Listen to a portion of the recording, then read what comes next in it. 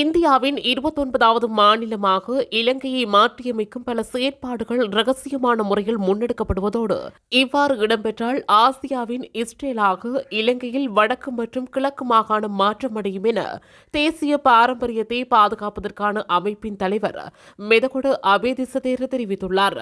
கொழும்பு பண்டாரநாயக்க ஞாபகார்த்த சர்வதேச மாநாட்டு மண்டபத்தில் நேற்று நடைபெற்ற நிகழ்வில் கலந்து கொண்டு கருத்துரைக்கையிலேயே மேற்கண்டவாறு குறிப்பிட்டுள்ளார். மேலும் தெரிவிக்கையில் சுற்றுலாத்துறை அபிவிருத்தி செய்வதற்காக இலங்கையில் 21 ராமர் கோயில்களை நிர்மாணிப்பதாக இந்தியா குறிப்பிடுகிறது. இந்து பிராமண சூழலில் பௌத்த மதம் பாதுகாக்கப்படாது. இதனால் தான் இந்தியாவில் பௌத்த மதம் இல்லாதொழிந்தது.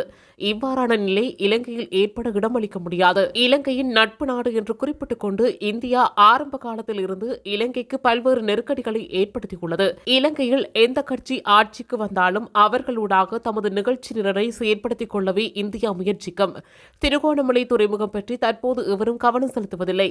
திருகோணமலை துறைமுகம் மற்றும் அதனை அண்மித்த பகுதிகளில் இந்தியா பல்வேறு செயற்திட்டங்களை மேற்கொண்டுள்ளது. இந்த செயற்திட்ட வலயத்துக்குள் புராதன கோயில்கள் மற்றும் பௌத்த விகாரைகள் உள்ளன.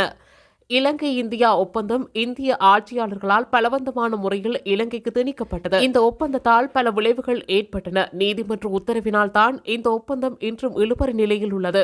இந்த ஒப்பந்தத்தின் உள்ளடக்கங்களை செயற்படுத்துமாறு இந்தியா இன்றும் இலங்கைக்கு அழுத்தம் பிரயோகிக்கிறது. குறிப்பாக இந்தியாவின் 29வது மாநிலமாக இலங்கையை மாற்றியமைக்கும் பல செயற்பாடுகள் ரகசியமான முறையில் முன்னெடுப்பதை அறிய முடிகிறது. இவ்வாறு இடம்பெற்றால் ஆசியாவின் இஸ்ரேலாக இலங்கையில் வடக்கு மற்றும் கிழக்கு மாகாணம் மாற்றமடையும்.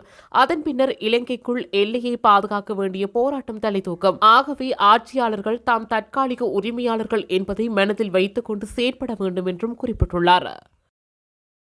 இதுபோன்ற செய்திகளை உடனுக்குடன் அறிந்து கொள்ள தமிழ் பிளஸ் யூடியூப் சேனலை மறக்காம சப்ஸ்கிரைப் பண்ணுங்க, கமெண்ட் பண்ணுங்க, ஷேர் பண்ணுங்க.